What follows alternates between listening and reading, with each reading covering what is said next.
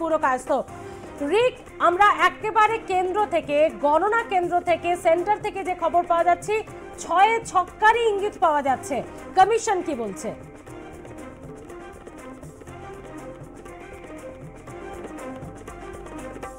রাজ্যে 6টি বিধানসভা কেন্দ্রে উপনির্বাচন, আর যে 6টার দিকে যদি নজর রাখা যায়, যে 6টাতেই তৃণমূল কংগ্রেস এগিয়ে রয়েছে। ইতিমধ্যেই সিতাইয়ের দিকে যদি দেখা যায়, সঙ্গীতা রায় তৃণমূল কংগ্রেসের প্রার্থী 60,250 ভোট পেয়েছে, 51,356 ভোটে এগিয়ে রয়েছে। সেখানে বিজেপি প্রার্থী 8,894 ভোট পেয়েছে। এবং এরই পাশাপাশি সিতাইতে 4টে রাউন্ড সম্পন্ন হয়েছে। এবং এর পরবর্তী যে কেন্দ্র রয়েছে, সিতাইয়ের পরবর্তী কেন্দ্র মাদারিহাট। মাদারিহাটের দিকে যদি দেখা যায়, জয়প্রকাশ টোপ্পো তৃণমূল কংগ্রেসের প্রার্থী 39,353 ভোট পেয়েছে, 17,978 ভোটে এগিয়ে রয়েছে।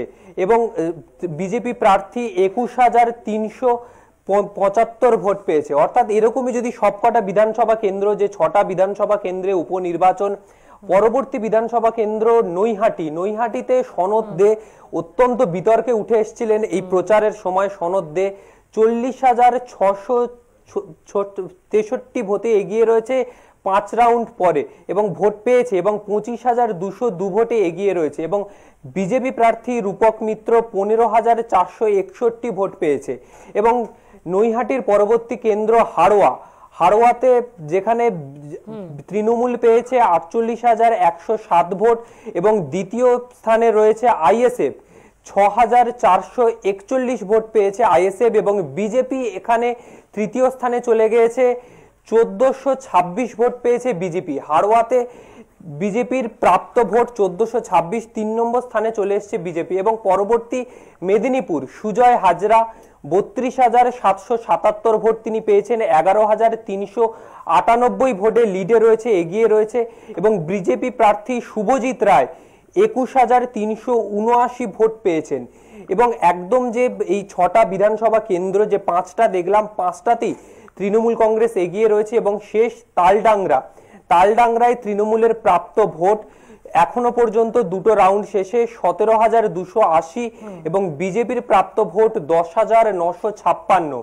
তৃণমূল 6,324 ভোটে এগিয়ে রয়েছে। অর্থাৎ এখন অবধি যে ট্রেন্ড দেখতে পাওয়া যাচ্ছে, যে 6টা বিধানসভা কেন্দ্রে উপনির্বাচনের ফল প্রকাশের এই কিছুক্ষণের মধ্যেই, প্রায় কয়েক ঘন্টা, 1-2 ঘন্টা অতিক্রান্ত, আর এর মধ্যেই 6টা কেন্দ্রেই তৃণমূল কংগ্রেস এগিয়ে রয়েছে। তবে এখনো পর্যন্ত অনেক সময় বাকি। যে মূলত যে কেন্দ্রগুলি অত্যন্ত লিড পেয়েছে, কোথাও 50,000, 53,000, 63,000 লিড, সেই কেন্দ্রগুলি থেকে এখনো পর্যন্ত যেটা বোঝা যাচ্ছে, যে শেষ মুহূর্ত পর্যন্ত যে এই লিড টপকানো যাবে কিনা সেই দিকেও নজর থাকবে। এবং আপাতত এই 6টা কেন্দ্রেই যে তৃণমূল কংগ্রেস এগিয়ে রয়েছে সেটা বোঝাই যাচ্ছে। আপাতত ধন্যবাদ তোমাকে রিক। আমরা দেখেছিলাম যে নির্বাচনের দিনেও কিন্তু কমিশন গুরুত্বপূর্ণ পদক্ষেপ করেছিল, তার কারণ বহু অভিযোগ কমিশনে জমা পড়েছিল, সেই মতো কমিশন হস্তক্ষেপও করেছিল। তবে আজ একেবারে 6 ছক্কারই সম্ভাবনা, মাদারিহাটও বিজেপির হাতছাড়া হয়ে যাওয়ারই সম্ভাবনা, মাদারিহাটও বিজেপির হাতছাড়া হয়ে যাওয়ার সম্ভাবনা। 6টি কেন্দ্রে 6টিতেই এগিয়ে তৃণমূল কংগ্রেস প্রার্থীরা।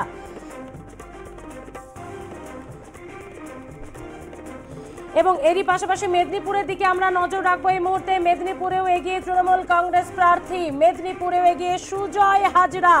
জুন মালিয়ার ছেড়ে যাওয়া আসন, জুন মালিয়া আপনারা জানেন মেদিনীপুর লোকসভা কেন্দ্রে লড়াই করেছেন, অগ্নিমিত্রা পালকে হারিয়ে জিতেছেন তিনি। এবং সেই ট্রেন্ডই যেন বিধানসভাতেও, তারই রেখে যাওয়া